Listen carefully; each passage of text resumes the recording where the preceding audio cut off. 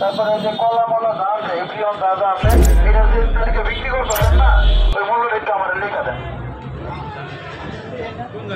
আপনি 30 টাকা কিনা, হ্যাঁ আপনার 50-45 আবার বেছেন কেমন? এটা আবার কোন ধরনের কথা বলছেন?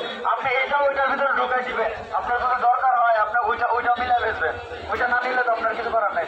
ওইটা কাস্টমার আপনি বলবেন আমি যেটা আছে ওইটা বিক্রি করতে পারি। আপনার ফ্রেশ বিক্রি করে ডাবল লাভ লইবেন, এইটার ভিতরে তো 30 টাকা কিনা, তার মানে 50 টাকা বিক্রি করলে আপনি ডাবল লাভ লইতে দেন। আপনি কি পুরো চালানি ব্যবসায়ী নাকি?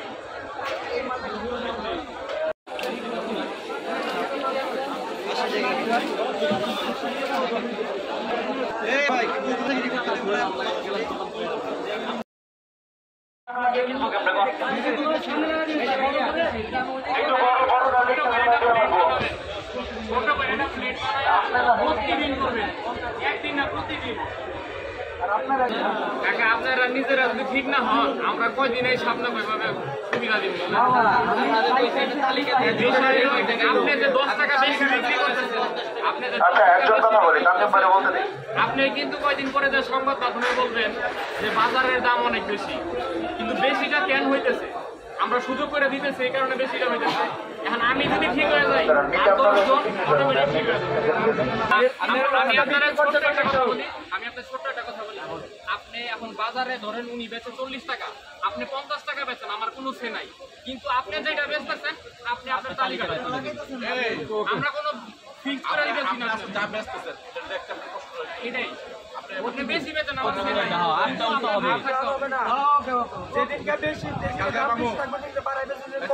আমরা কিন্তু আবার দোকানের সামনে টানিয়ে দেবেন, আপনি ফেরত দেন, একটু ফেরত দেন ভাই, নিবেন আসে বড় তালিকা ছাড়া কোনো কিছু নেবেন না ভাই। আপনারা ক্রেতা যারা আছেন তারা তো ভাই আমরা সচেতন হলে আপনারা না ভাই, বড় তালিকা ছাড়া আপনারা কিনতেছেন কেন?